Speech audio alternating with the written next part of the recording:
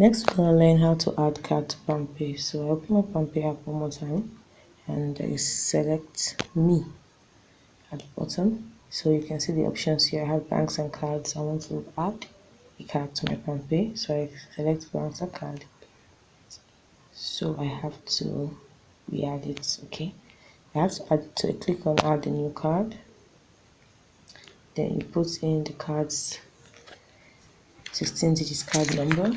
Now I'm going to use a fake one, which is 53992321 2312 actually 1654855.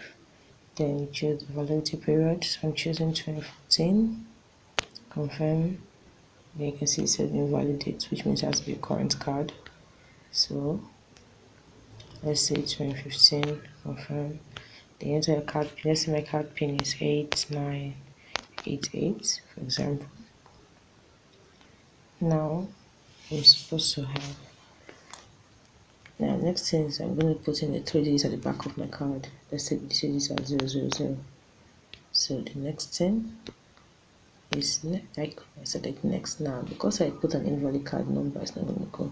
But if you have a valid card number, this should automatically add a card to your Palmpay account.